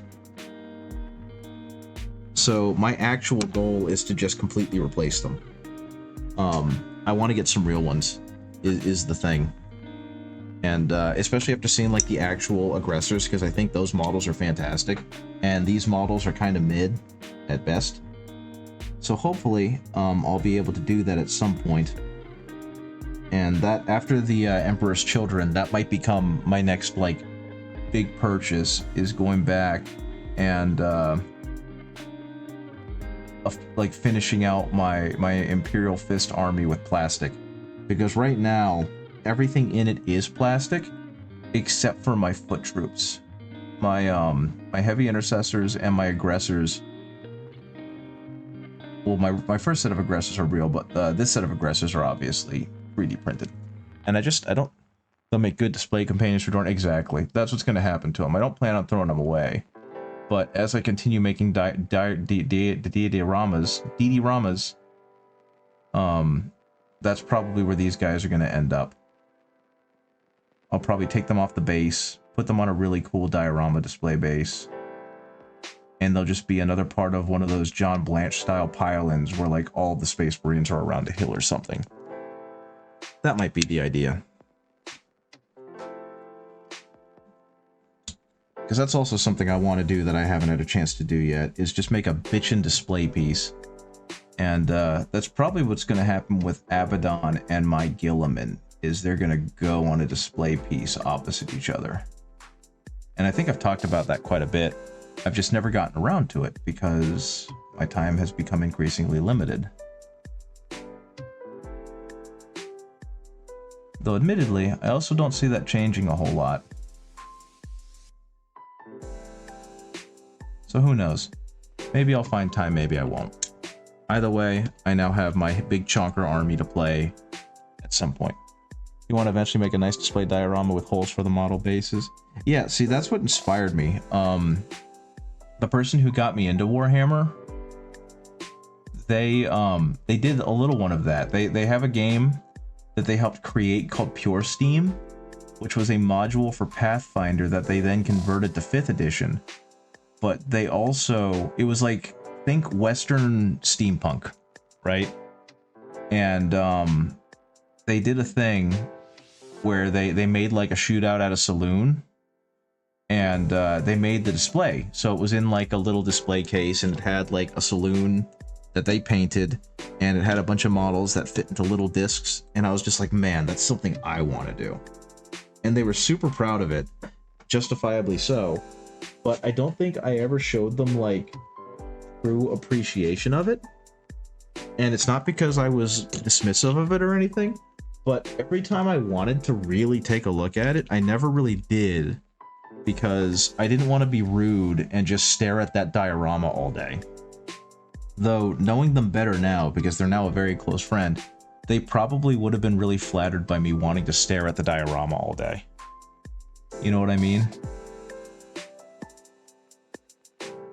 So that's kind of where I want to be. I want to be able to make a diorama that people, when they look at it, just kind of want to keep looking at it at the expense of anything else that's happening.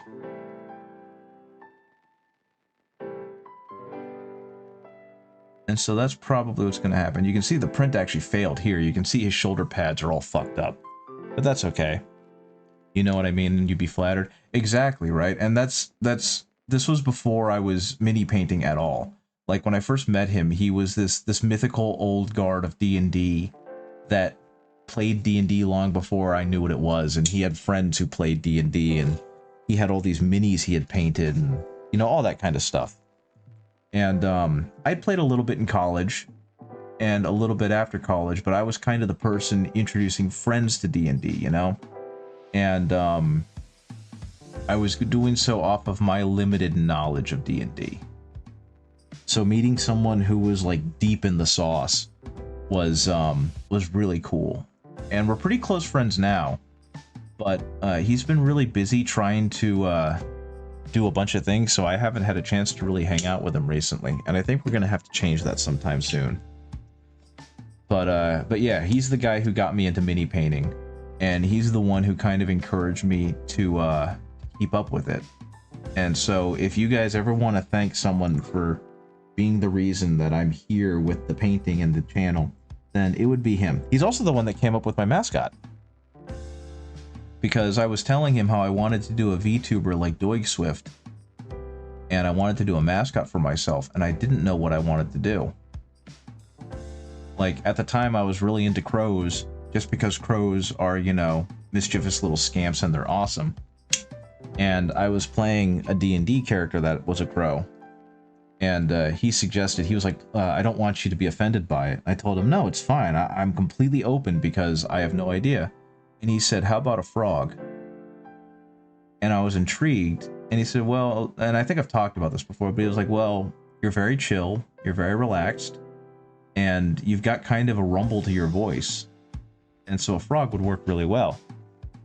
Has he seen my models? Oh yes, a lot actually. Like I said, he was the one who taught me how to paint. And then I would constantly be like, how's this? Did I do good? How's this one? Did I do okay? How does this look? And he would give me encouragement. He would give me gentle critique. And eventually I kind of, actually I don't want to say eventually, it was pretty rapid where I outpaced him.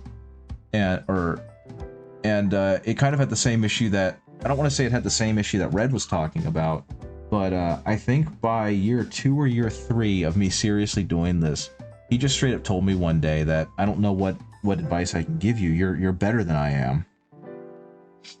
And that was incredibly flattering. And I still think that having his eye on the mini has helped me a lot. So no, he's very aware of how grateful I am for him introducing me to this hobby, because I tried this a long time ago when I was a kid and I was really bad at it, and it convinced me that I was never going to be good at it. So I actually completely gave up on it. And it's just like, well, that would have sucked. So yeah, don't give up on things you're bad at, guys. If you really want to be good at it, you'll eventually be good at it. Don't ever give up. Or if you do, give up on your own terms. Don't give up because you think you should. Give up because you want to do something else. All I can imagine is how much better, how many more models I would have if I had started this when I was like 13 and kept with it. I would have so many cool Gundam models painted. I would have so many cool everything models painted. And that's not like a regret thing. It's just, if I hadn't listened to my own self-doubts, I could be so much better at this than I am now. So continue to do the thing you want to get better at, and anyone who tells you that you shouldn't can go fuck off. And I want to always amend that by saying, as long as you're not hurting yourself or anyone else. If you're doing it to your own physical detriment or to someone else's detriment, physically or mentally or emotionally, then maybe you should take a step back and reevaluate. But in general, do things you enjoy. Life is too short to not do things you enjoy within reasonable standings, you know?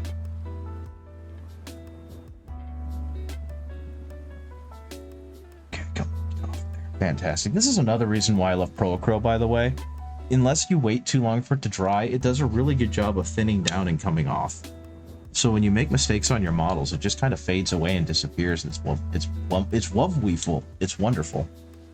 But yeah, there's way too many chances for bad things to happen that'll just make you wish you had done things. So if you have the time and the resources to do it, and again, you're not hurting anyone or yourself, then go ahead and do it.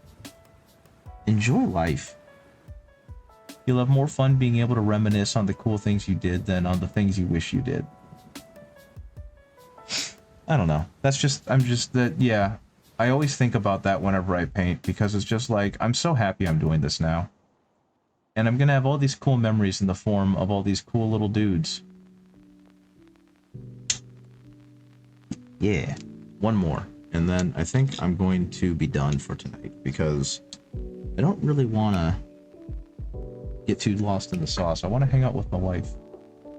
She was supposed to have D&D tonight, but unfortunately had to cancel because some friends had to cancel. And so while she's perfectly cool being upstairs and doing her own art, and doing her own projects, I still want to hang out with my wife, because I love my wife. And again, not perfect, but good enough. These will work for what I need them for.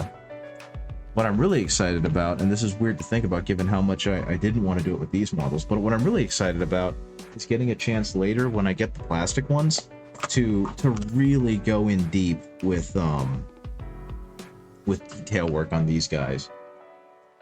What's that? Thank you for being here with me too, guys. This is always a 2-week stream. I do appreciate everyone who comes in and hangs out with me, even if it's only for a few minutes, just to stop in and say hi or whatever. But I definitely that's IPA. I just inhaled a whole ton of 91% IPA. I do appreciate you guys coming in and chilling with me. I hope that you all have a good rest of your evening, and after I finish cleaning up this brush, we're gonna find someone to raid. I don't know if tonight was particularly educational because I spent most of the night rambling incoherently, but hopefully it was a chill night for you guys. Let's see.